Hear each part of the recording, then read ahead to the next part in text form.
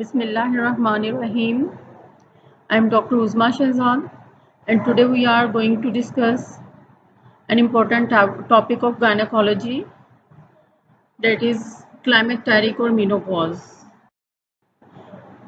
First of all, what the climacteric is, it's a phase which is encompassing transition from reproductive state to non-reproductive state.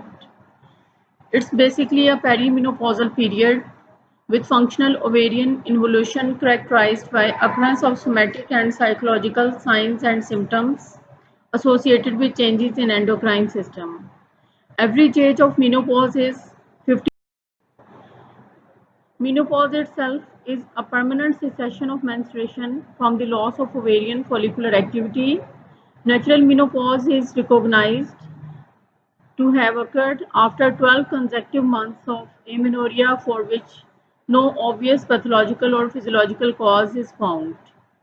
While the perimenopausal period, it includes the period beginning with first clinical, biological and endocrinological features of approaching menopause like vasomotor symptoms and menstrual. Premature menopause is a term which we are using if menopause happens to occur before the age of 45. It probably occurs in 1% of the women under 40 and 0.1% under 30 years. Cause of spontaneous premature ovarian failure unknown, but there are a number of causes that the primary causes may be related to some chromosomal abnormalities like Turner syndrome, Fragile X syndrome, autoimmune diseases, hypothyroidism, Addison disease, myasthenia gravis, certain enzyme deficiencies like galactosemia, and 17-alpha hydroxylase deficiency. While secondary causes of premature ovarian failure, they include surgical menopause after bilateral oophorectomy, exposure to chemotherapy or radiotherapy, and certain infections like tuberculosis, mumps, malaria, and associated with induced menopause.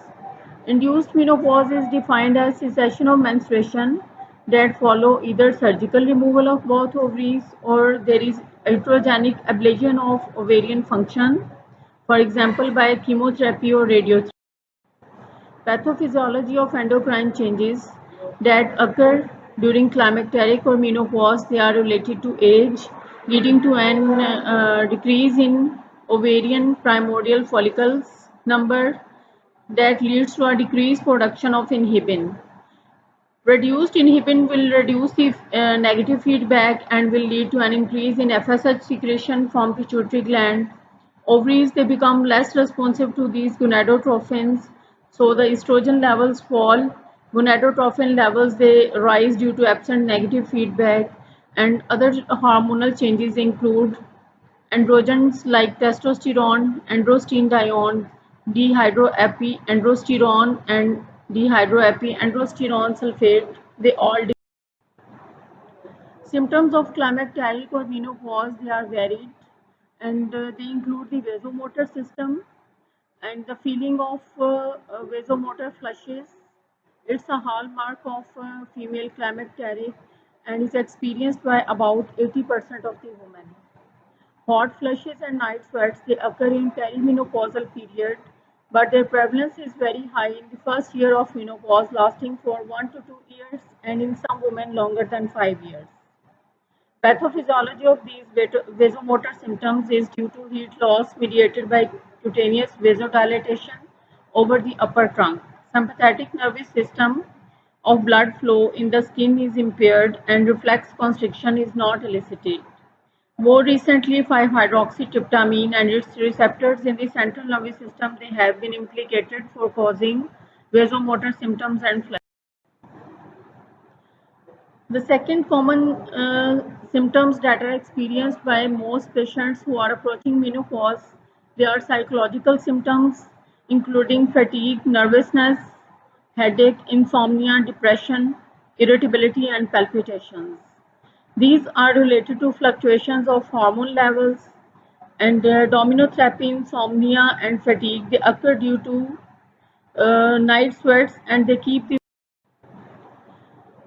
Sexual dysfunction is also a feature that is experienced by most women due to extremely low estrogen production, decrease in adrenal androgens, and the patients they are experiencing dyspareunia, loss of libido, and vaginal dryness. Urinary symptoms that occur in menopausal women around their climacteric they include genitourinary atrophy that leads to dysuria, urge incontinence, and vaginal relaxation may lead to formation of cystorectocele.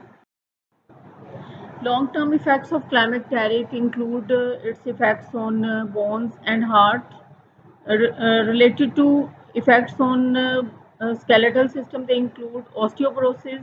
A reduction in bone mass is seen with an increased risk of bone fracture in these patients. Average rate of bone loss in postmenopausal women is up to 3% per annum. Peak bone mass is reached in fourth decade. After that, there is a age-related loss. Ischemic heart disease is related to climacteric estrogen having a cardioprotective role. Estrogen deficiency will lead to disturbance in the HT, and dementia and cognitive decline occurs due to loss of memory, language, thinking, and judgment with significant difficulty in functioning. This is related to a variety of disorders like Alzheimer's and dementia. Once a patient comes to us in late 40s and 50s and they have such symptoms related to their vasomotor symptoms, genitourinary symptom or psychosomatic symptoms, we have to differentiate it from other causes.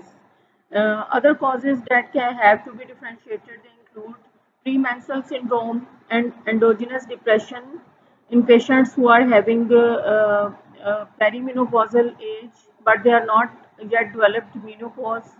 In these cases, we can differentiate by checking the follicle stimulating hormone levels, which will be normal in such cases. Hyperthyroidism is sometimes associated with palpitations and other vasomotor symptoms. Here, the thyroid function tests are performed that will be impaired, and pheochromocytoma is another endocrine disorder associated with episodic hypertension, raised urinary vinyl mandelic acid. Investigations which are performed in such cases they include the pituitary hormones. FSH levels, if they are suggestive, if they are more than 15 international units per ml, they suggest perimenopausal period, while FSH levels of more than 40 international units per ml. Treatment of patients who come to us with menopausal symptoms.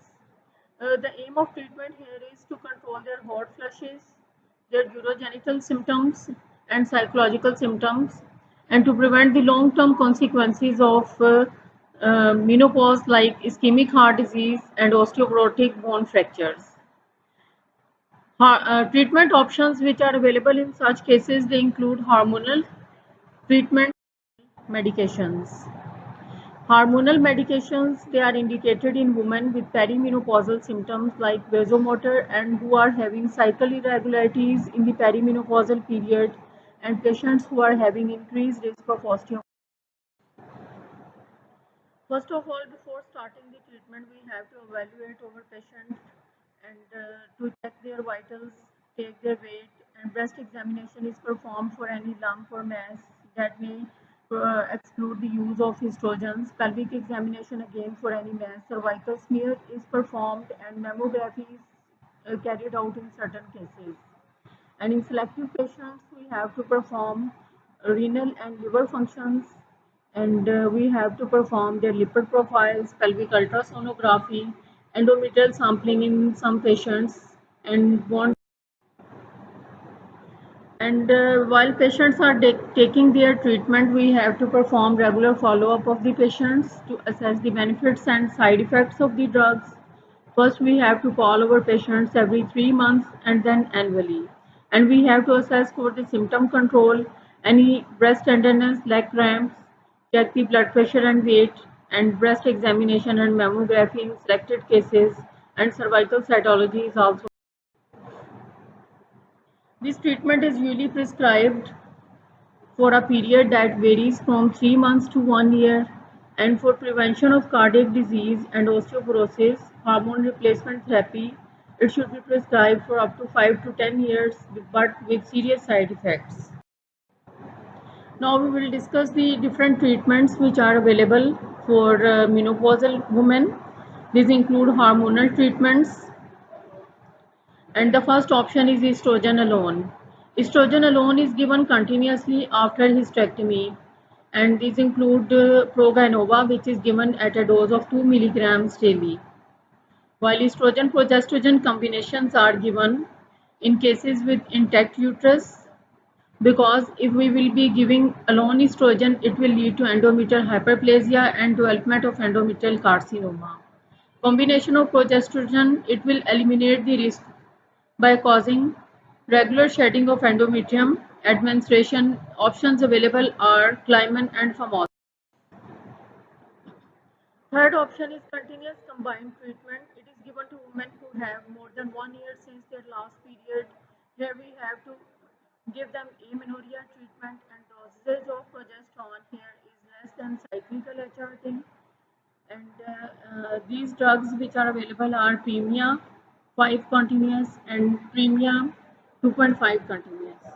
Transdermal skin patches are applied every 3 to 4 days like Estradiol, Minorest, and may be applied every 7 days like Clamara and Famtran. Progesterones are available in the tablet form, like we can give Primolutin 5 milligrams, and they can be used with estrogen in the last 14 days in women. And estrogen gel is also available, that is available in the name of Sandrina, is available in a sachet form, and women who cannot tolerate tablets or they don't wear patches, it can be rubbed on skin once daily. Estrogen nasal spray is also available, that includes Aerodiol. It is used once a day. Estrogen implants are the small pellets which are inserted under skin under local anesthesia. They are replaced every 4 to 8 months when symptoms return, and they are usually placed in fatty tissue of the body. Intravaginal treatments are available, that include estrogen creams, Avesta, pessaries like Ovestin and Vegifem. They are given for short period from 2 weeks to 3 months, and they are then withheld for 3 months. If given for 6 months or more, then we have to add progesterones in these. Mirena is intrauterine system. Benefits of HRT are improvement of vasomotor symptoms that is seen in 4 weeks time, and maximum response is achieved in 3 months. And for these symptoms relief, we can give treatment up to 1 year. Osteoporosis treatment, here the bone gain is anticipated in 18 to 24 months. Benefits will last as long as treatment is taken, and for bone protection, it has to be taken lifelong and continuously. For cardiovascular disease protection, these HRT medications, they will be reducing the cardiovascular risk, and beneficial effects on lipid profile will be there with increase in HDL levels and reduced. Other benefits that can be achieved, they include the prevention of stroke, prevention of Alzheimer's disease, or slowing the progression of Alzheimer's disease, because estrogen will stimulate the neuronal function and cerebral flow. Urogenital aging is also delayed. Vaginal dryness and urinary problems, they will be responding to estrogen therapy within a year. Psychological benefits are achieved with hormone replacement therapy, and there is a reduced risk of colon cancer in these patients, and it will protect against the development of diabetes. These were all benefits of hormone replacement therapy. While risks associated with hormone replacement therapy are an increased risk of developing breast cancer in a woman of 50 years or old, with an increase in 10%, which is related to use of estrogen. And HRT increases this risk by about 0.1% per year of use. With increasing years of use, the risk is going to increase. While the risk of endometrial cancer It remains elevated for 5 or more years after discontinuation of unopposed estrogen. So, with the intact uterus, we have to give combined preparations with estrogen and progesterone, and unopposed estrogens, they should not be given. Unopposed estrogen increases the risk of endometrial cancer in these HRT users by up to 17% per year of use. Venous thromboembolic disease risk increases 8 per million, while in HRT uses it increases 30. Now, this was all about the hormonal treatments which are giving as HRT in patients approaching menopause or who have developed menopause and climacteric symptoms. While there are certain non-hormonal medications which are available, these include Tibolone. It is a non-hormonal steroid preparation having estrogenic, progesterogenic, and androgenic properties. It is used in postmenopausal women who wish to have amenorrhea and is used to treat vasomotor symptoms, psychological and libido problems. It is given in a dose of 2.5 milligrams per day, can be used for osteoporosis prevention, and its available names are Livial, Tibolone. Other treatments that can be given, they include hypnotics, sedatives, and tranquilizers that depend upon the psychological symptoms that are seen in patients with climacteric, and they can be used for long time for benefits and are not beneficial for short time. Calcitonin is basically used in patients who are having increased risk of fractures. It increases the bone mass, but the benefits they last only during therapy, and it inhibits the osteoclastic activity. They can be available as nasal spray like miacalcin, or injectable form like calcimar. It's the alternative for patients who cannot take bisphosphonates or selective estrogen. Bisphosphonates is another treatment option that can be used in menopausal ladies and is a non-hormonal preparation. It's used for prevention and treatment of osteoporosis. They are effective and they can be given safely for up to 10 years. Oral treatments which are available, they include alendronate or Fosamax, that is taken once a week. Risdronate or Actonel is again taken once a week, while another preparation is ibandronate, which is available as Bone Viva. It is taken once a month. The pills, they are taken on empty stomach with water, and the patient is advised to stay upright for up to 30 to 60 minutes. Injectable forms of bisphosphonates which are available, they include zoledronate, which is available as a name of Reclast, Aclast, or Zometra. They are injected once yearly, and ibandronate or Bone Viva, it is injected every. Some are another non-hormonal treatment option available in HRT, and these are selective estrogen receptor modulators. They are similar but not identical to estrogen.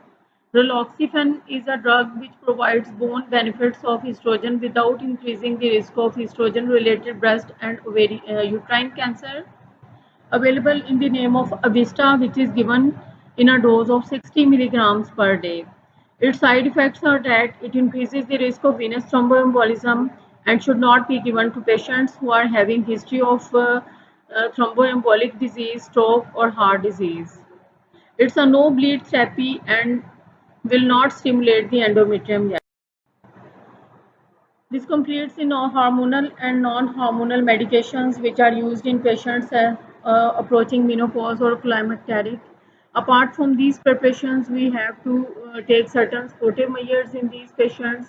We have to advise them to exercise daily and to take calcium and vitamin supplements, and so that we can take care of health of old women who are entering the next era of their life with experiencing different symptoms from their younghood. And this completes the discussion about climacteric. Thank you very much, and for any questions you can communicate through college website. Thank you very much.